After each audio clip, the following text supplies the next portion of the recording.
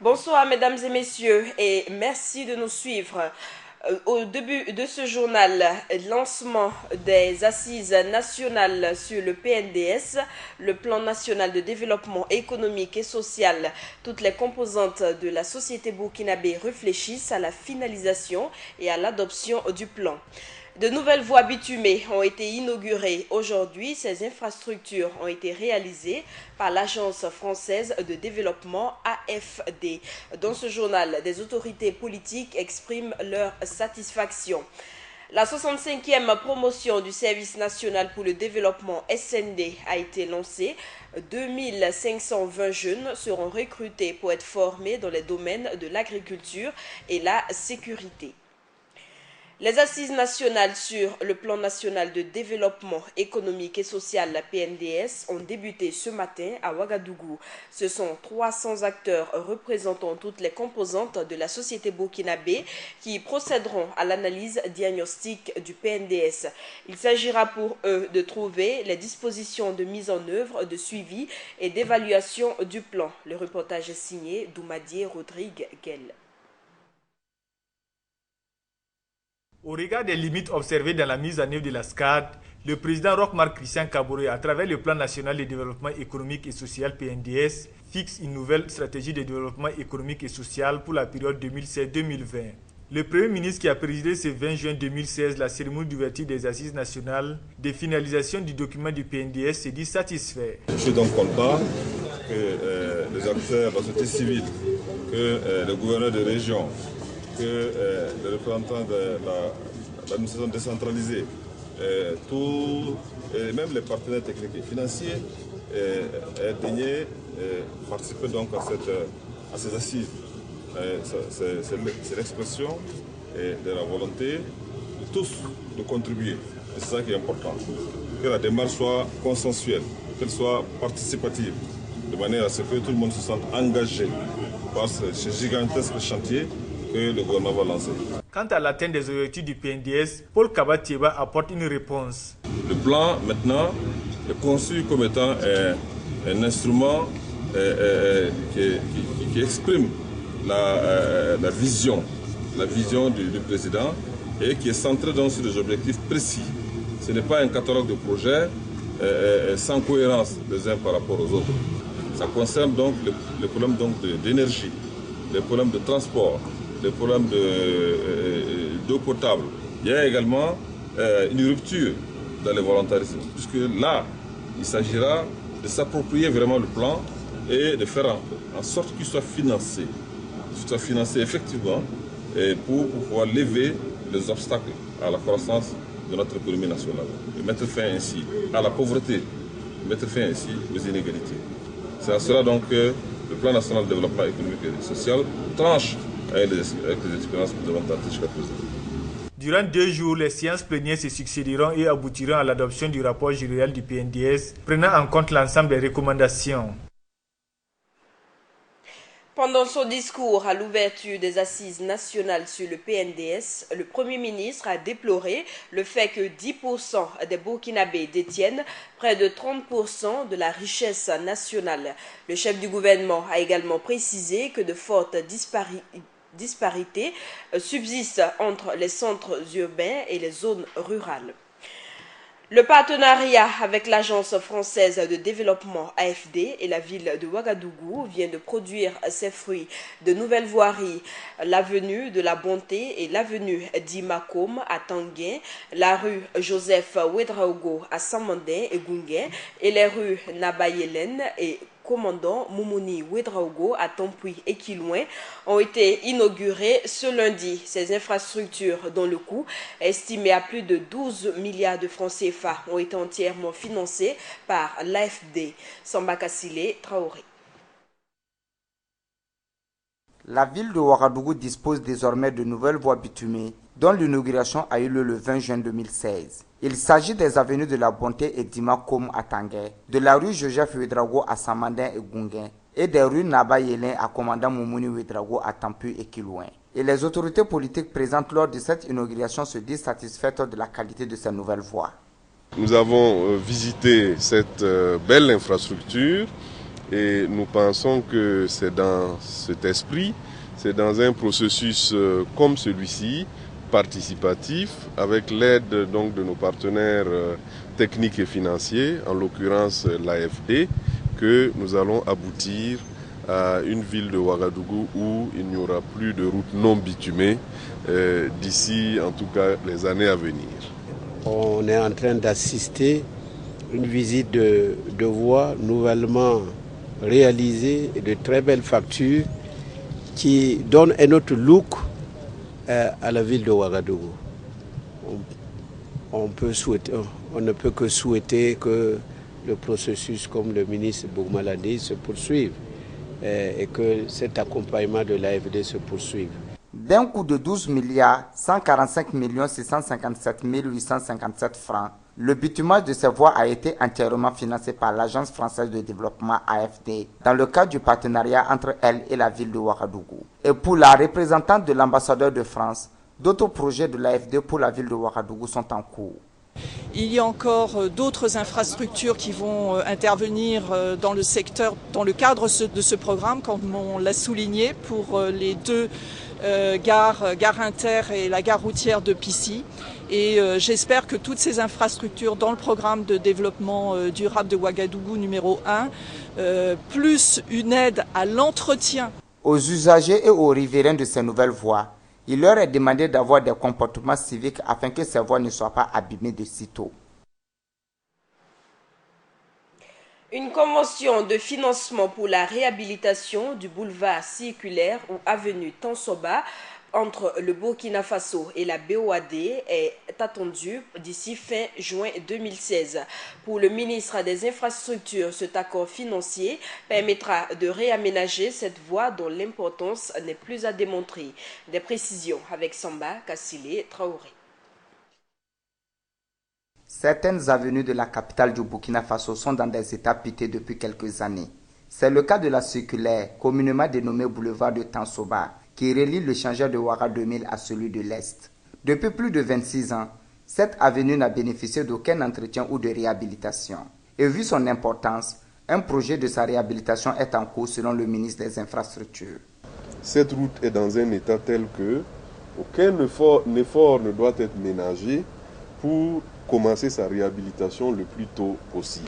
Vu son état de dégradation, en 2009 déjà, le gouvernement avait soumis une requête de financement au Japon pour sa reconstruction. Et c'est 6 ans après que le Japon, à travers sa coopération, a manifesté son intention de poursuivre, je cite, les procédures de mise en œuvre éventuelle de la requête du gouvernement à travers sa modalité de don non remboursable. Cependant, les procédures du Japon ne permettraient pas de démarrer les travaux de réhabilitation de l'avenue Tansoba avant fin 2017, chose qui n'arrange aucunement le Burkina Faso. C'est ce qui explique la future signature de convention de financement entre le Burkina et la Banque ouest-africaine de développement BOAD. Les procédures du Japon ne permettront pas de démarrer cette route avant fin 2017. Il n'a pas été possible de rétrécir ces délais, étant bien précisé qu'il n'y a même pas encore d'accord du gouvernement du Japon pour financer cette route. Et c'est alors que nous avons reçu le président de la BOAD en début mai à Ouagadougou et nous lui avons demandé de remettre à jour le financement de cette circulaire, ce qui a été accepté. Et la convention de financement sera signée entre le 24 et le 25 juin à Lomé. Le ministre des Infrastructures rassure les usagers et les riverains de la circulaire de la rocade sud-est que les travaux de réhabilitation vont débuter le plus rapidement possible et en principe d'ici la fin de l'année 2016. Les habitants de Koudougou connaissent depuis ce matin le nouveau maire, Maurice Mokhtar Zongo. Conseiller municipal élu sous la bannière du MPP a été élu maire. Il a obtenu 48 voix sur 48 votants. Les 25 conseillers du CDP présents à l'élection se sont abstenus. Près de 72 000 candidats prendront part demain aux épreuves écrites du baccalauréat session 2016. Afin de s'assurer du bon déroulement de l'examen, le ministre de l'Enseignement supérieur, Michel Filiga, a effectué ce lundi une série de visites. Il a été à la direction de l'Office du baccalauréat et au lycée technique national Boubacar Sangoulé Lamizana. Gaël Rodrigue.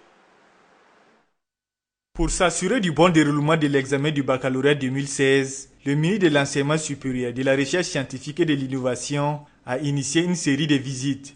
La première l'a conduite à la direction de l'Office du baccalauréat, où le ministre est allé faire le point de l'acheminement des épreuves dans les différents centres d'examen et vérifier en même temps les dispositifs sécuritaires des épreuves mises en place. On prend le bac depuis le début, il y a le choix des épreuves, il y a des commissions. Il faut que tout ça se passe en tenant compte des règles et en veillant à ce que les épreuves ne soient pas connues, ne soient pas divulguées dans le circuit.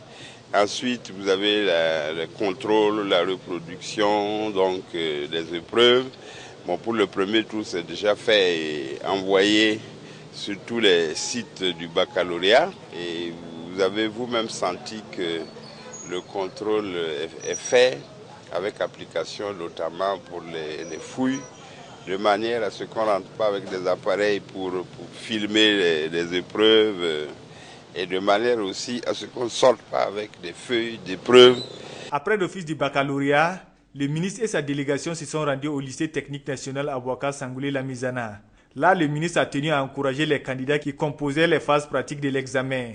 Ici, le lycée technique, c'est surtout, c'est un centre d'examen comme les autres, mais c'est aussi le centre pour l'enseignement technique qui nécessite des ateliers.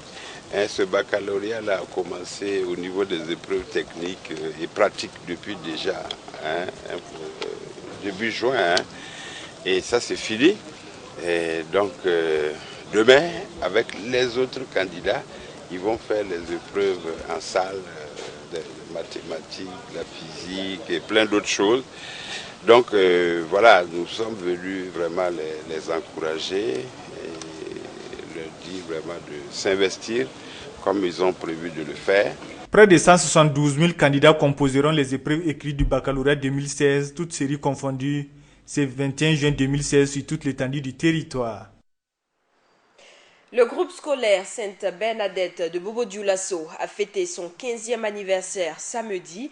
Cette commémoration, placée sous le signe de la paix et de la discipline, a été marquée par des défilés de mode, un match de football et une kermesse. Les anciens élèves de l'école ont pris part à cette célébration. Suivant ce reportage de Josias Dabiri. C'est dans une ambiance festive que le groupe scolaire Sainte-Bernadette a soufflé ses 15 bougies le samedi 18 juin 2016.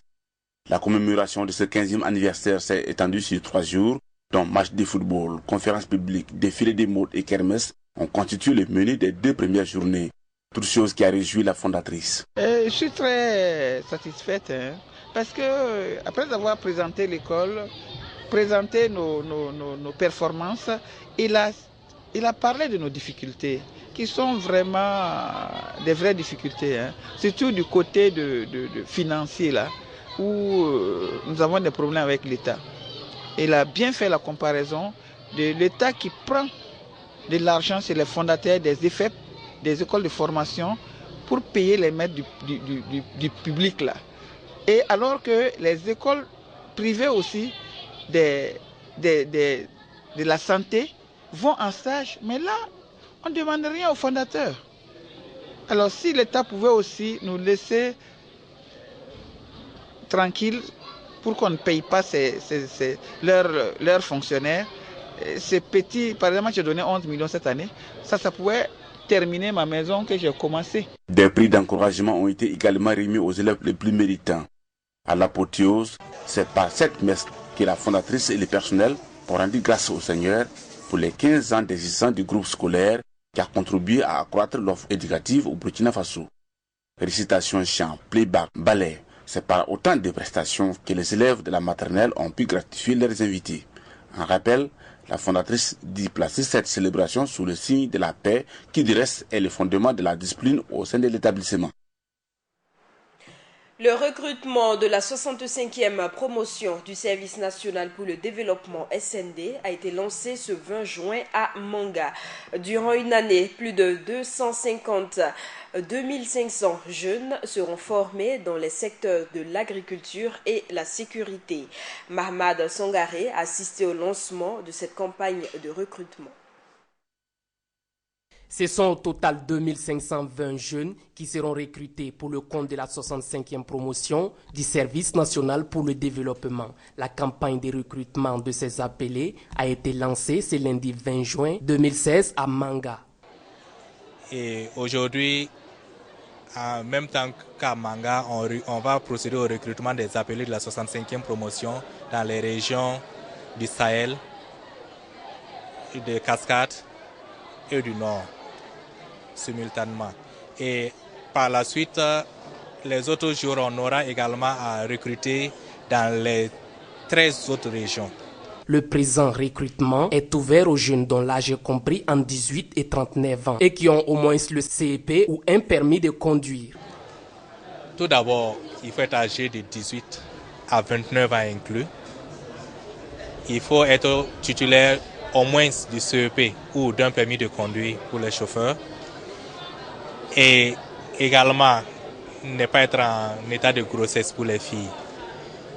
L'état de grossesse, ce n'est pas une discrimination, c'est juste pour permettre aux administrations d'être vraiment appuyées. L'agriculture et la sécurité sont entre autres les secteurs d'activité qui vont accueillir ces jeunes de la 65e promotion du SND. Ils sont formés dans des domaines techniques, comme le domaine de la sécurité. D'autres rejoindront les centres de formation de Badala. Il y a un centre de formation à Bagré. Donc tous les domaines de l'agriculture, de la sylviculture seront couverts. Et donc il s'agit pour ces jeunes dont certains ont été déscolarisés prématurément de leur donner des capacités, des savoirs qu'ils peuvent utiliser pour se rattraper, avoir une seconde chance dans la vie. Au cours des 12 mois qui va durer leur formation, ces jeunes vont percevoir un pécule mensuel de 40 000 francs CFA. La suite de ce journal, 3 soldats français en fin de mission au Burkina ont été décorés de la médaille de chevalier de l'ordre national par le chef d'état-major général des armées. Ils ont été récompensés pour leur soutien et les connaissances qu'ils ont données à leurs frères d'armes burkinabés durant leur mission. Le reportage est d'Ibrahim Zongo.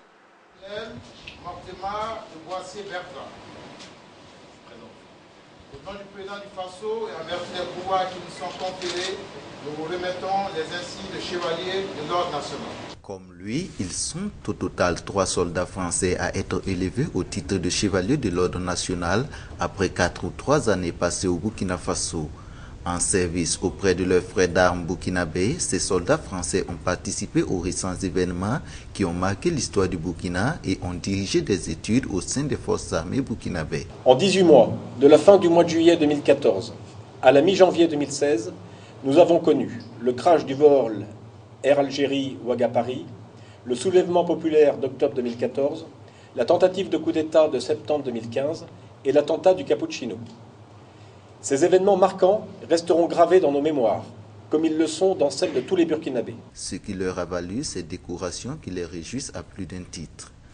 Au terme de nos missions respectives, vous avez tenu à nous honorer devant nos chefs, nos amis et nos familles, en nous décernant ces décorations. Sachez que cette démarche et cette attribution nous touchent profondément, et que nous aurons à cœur de les arborer et de les porter avec fierté. Au terme d'une mission exécutée avec fierté, ces militaires ont encore émis le souhait de refouler les terres burkinabées pour d'autres services. Ensuite, je dois avouer qu'au terme de notre séjour ici, nous avons tous les trois un léger sentiment d'inachevé. Bon, c'est un léger appel du pied à nos gestionnaires pour qu'ils nous réaffectent un jour au Burkina Faso. En effet, il serait présomptueux de considérer que nos missions sont achevées. Nos différents projets où nos différents postes s'inscrivent dans une relation forte et ancienne entre la France et le Burkina Faso. Dans quelques semaines, ces 3 soldats quitteront donc leur frère d'armes burkinabé et seront remplacés par d'autres qui viendront de la France.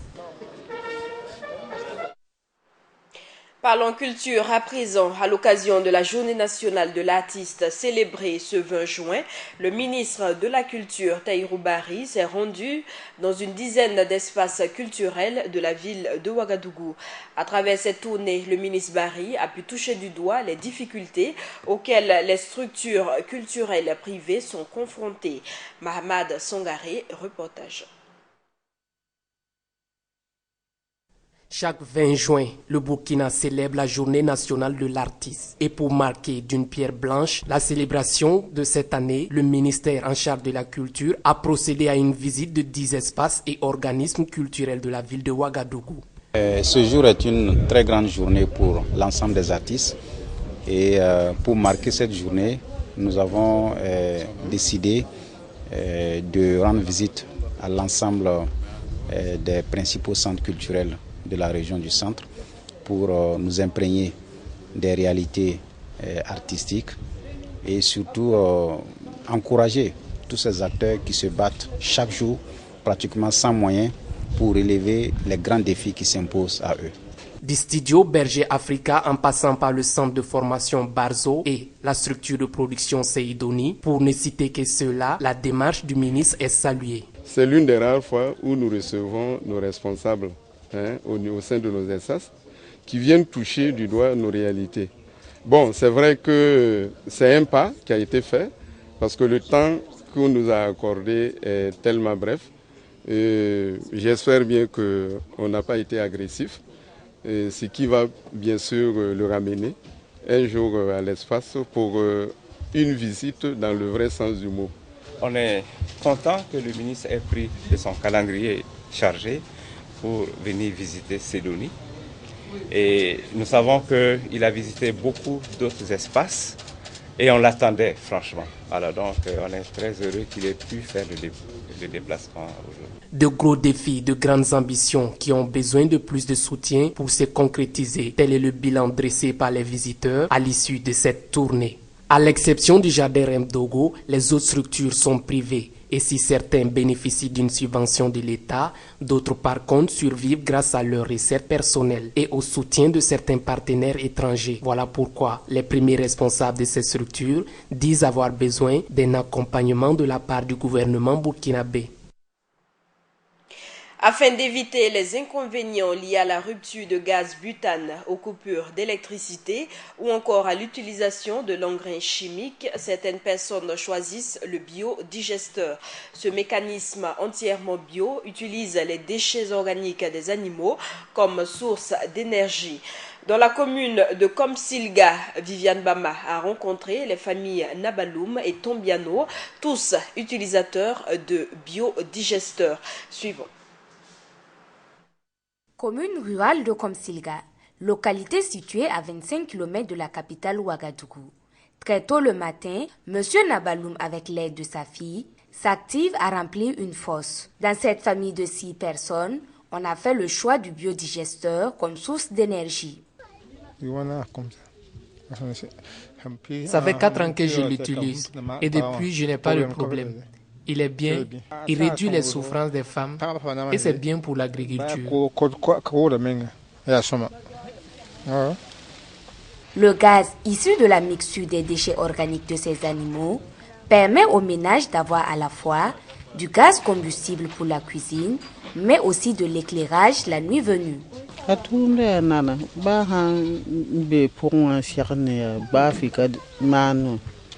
Il est facile à utiliser. Nous cuisinons à l'intérieur à l'abri du vent. Le biodigesteur m'apporte la santé.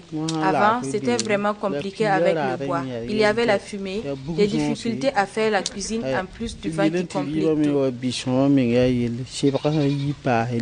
tout. Outre l'énergie, le biodigesteur permet aux ménages qui l'utilisent de mener d'autres activités, dont l'agriculture avec l'utilisation du compost.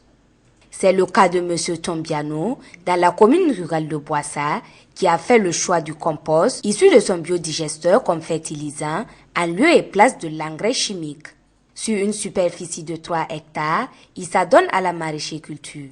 Avec un dispositif d'irrigation, il fait pousser entre autres de la tomate, des oignons, de la salade, du gombo ou encore du maïs et du mil. À la période agricole passée, ils ont eu le mil là, 17 sacs. Et le maïs, 17. Ils ont eu le maïs 17 et 10. Le mil c'est juste, ils avaient fait juste un peu. Ils ont eu 2 sacs. Et les arachides, ils ont eu 5 sacs. Et le riz là, c'est 19 sacs de 5 kilos. Visiblement, la seule contrainte de l'utilisation du biodigesteur serait la disponibilité des déchets organiques. À l'image des familles Nabaloum et Tombiano, ils sont en tout plus de 7000 ménages à travers le Burkina Faso à avoir fait le choix du biodigesteur. Avec 320 000 francs pour une durée de vie de plus de 20 ans, ces ménages ont fait le choix de l'amélioration de leurs conditions de vie avec l'utilisation du biodigesteur. Direction à présent à Dédougou dans la boucle du Mouroun où la préparation et la vente de la bière de mil, encore appelée dolo, constitue le gagne-pain quotidien de plusieurs femmes. Malgré la rareté des clients, ces femmes continuent de leurs activités avec les moyens de bord. Notre correspondant Josias Dabiré a rencontré ces vendeuses de dolo. Dans les grandes villes du Burkina, il y a cette possibilité pour les femmes de bénéficier des financements pour mener des activités génératrices de revenus AGR. Cependant, nombreuses sont d'autres femmes qui travaillent dans un autre domaine qui reste jusque-là ou presque méconnu par les financiers. Il s'agit de l'activité de la production et vente de bières locales appelée dans un jargon les dolos. Contrairement aux pays côtiers où c'est les bandits qui est l'identité culturelle en termes de boissons alcoolisées, les pays sahéliens comme le Burkina Faso ne disposent que de cette boisson fabriquée par les femmes à base du sorgho rouge ou blanc. À Dédougou, elles sont nombreuses qui évoluent dans ce domaine, tant bien que mal en vue de gagner leur vie. Moi j'ai commencé à préparer à ce temps de 15 ans. À ce temps-là, il y avait de l'argent, mais actuellement là, il n'y a pas le marché comme avant.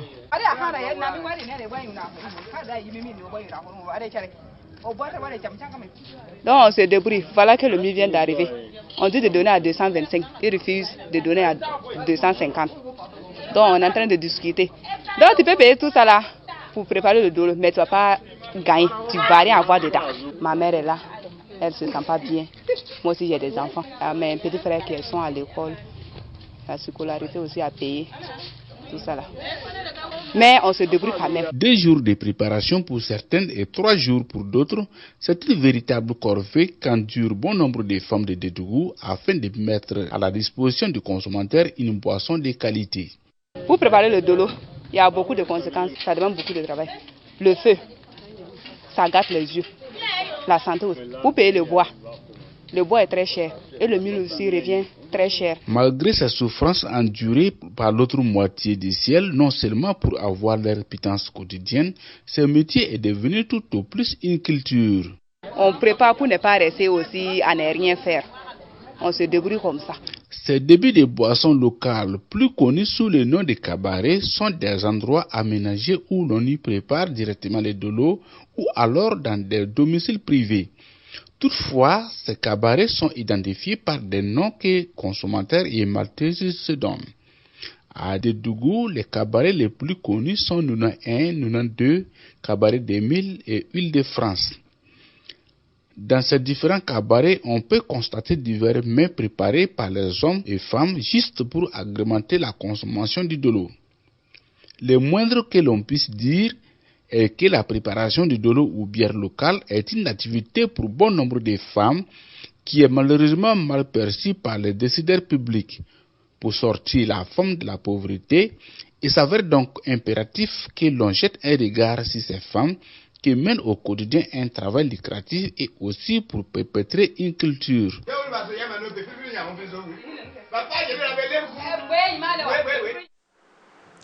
Hors de chez nous, en Tunisie, l'état d'urgence a été une fois encore prolongé d'1 mois à compter de demain. Il s'agit là de la 4e prolongation de l'état d'urgence proclamé dans tout le pays le 24 novembre 2015 suite à un attentat contre un bus de la sécurité présidentielle. L'attaque avait fait 12 morts.